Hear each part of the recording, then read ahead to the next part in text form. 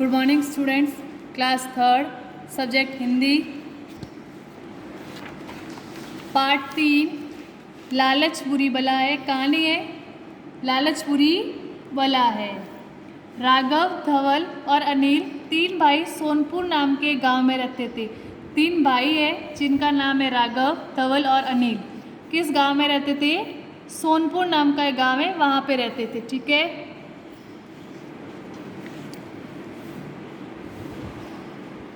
तीनों भाई एक जमींदार के यहाँ नौकरी करते थे।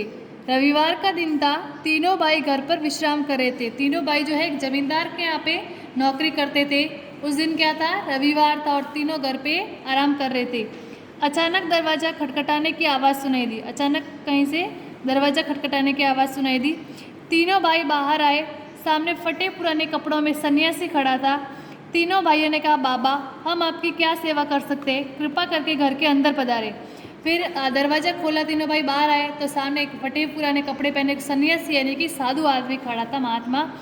तीनों भाइयों ने कहा कि बाबा आइए, हम आपकी क्या सेवा कर सकते हैं बताइए, और आप घर के अंदर आइए। तीनों भाइयों ने मिलकर उस सन्यासी की खूब सेवा की। तीनों भाइयों ने उनके लिए खूब सेवा की। सन्यासी ने उनकी सेवा से प्रसन्न होकर उनको आशीर्वाद दिया और कहा, तुम तीनों भाई गरीब और बेसहारा लोगों की सहायता करते हो। उन्होंने उनकी खूब सेवा करी। फिर उन्होंने प्रसन्न हुए वो उससे और बोला, आशीर्वाद दिया उनको और कहा कि तुम तीनों भाई जो है गरीबों बेसहारा लोगों की बहुत सहायता करते हो। मैं चाहता हूँ कि तुम तीनों भाई मेरे साथ चलो। मैं तुम लोगों को ऐसा काम बताऊँगा कि तुम्हारे जीवन में खुशियाँ ही खुशियाँ चमकेगी। फिर उन्होंने बाबा ने कहा कि तुम तीनों भाई जो है मेरे साथ चलो, मैं तुम लोगों को ऐसा काम दूंगा जिससे तुम्हारे जीवन में खुशियाँ ही खुशियाँ आ जाएगी। तीनों भाई बड़े प्रसन्न हुए और सन्यासी के साथ चल दिए। तीनों बहुत खुश हुए और उन बाबा के साथ चल दिए। चलते चलते वे गांव से दूर निकल आए। काफ़ी टाइम तक चले, वो गांव से बाहर निकल आए। अचानक सन्यासी रुक गया। फिर थोड़ी देर बाद अचानक क्या हुआ? वो बाबा रुक गए। उसने राघव से कुछ मांगने के लिए कहा। फिर उसने सबसे पहले राघव से कुछ मांगने के लिए कहा।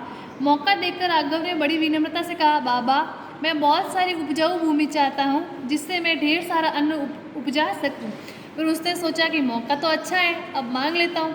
तो उसने कहा कि मुझे ऐसी भूमि तो उपजाऊ, मतलब जिससे बहुत सारा फसल हो, अच्छी फसल हो, जिससे कि मैं ढेर सारा अनाज मिले और उसे खूब पैसे और मैं उपजा सकूँ उस भूमि को। सन्यासी ने अपनी झोली में से कुछ फूल निकाले और धरती पर बिखेर दिए। देखते ही देखते एक बहुत बड़ा उपजाऊ खेत सामने था। फिर सन्यासी ने उसको आशीर्वाद दिया और अपने झोली में से थोड़े फूल निकाले और उस धरती पर फेंक दिए। और देखते ही देखते वहाँ पे भूमि जो है एकदम उपजाऊ बन गई, बहुत ही फसल लहराने वाली फसल बन गई। तुम्हारे लिए इतना बड़ा खेत काफ़ी होगा? सन्यासी ने राघव से पूछा। अब बाबा ने वापस पूछा कि इतना खेत तो तुम्हारे लिए काफ़ी है। तो फिर राघव के मन में अब लालच आ गया। राघव के मन में और लालच है कि नहीं, थोड़ा और मिल जाए तो फसल अच्छी होगी तो ढेर सारे पैसे भी आएंगे।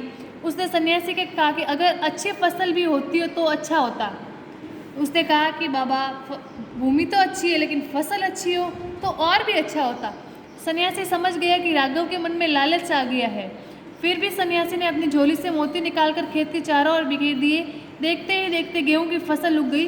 तीनों भाई इस चमत्कार को देखकर आश्चर्यचकित हो गए। फिर बाबा ने क्या किया, अपनी झोली से थोड़े मोती निकाले और खेत के चारों तरफ बिखेर दिए। फिर देखते ही देखते वहाँ पे क्या हो गया? गेहूं की बहुत सारी फसल हो गई। और तीनों भाई जो है उसको देखते ही देखते आश्चर्यचकित हो गए। उनको ऐसे चमत्कार लगा। तो उसके मन में एक बार जो आशीर्वाद दिया उससे फिर उसके मन में क्या आ गया? लालच आ गया। ठीक है, ओके, थैंक यू। आज की क्लास में हम इतना ही पढ़ेंगे।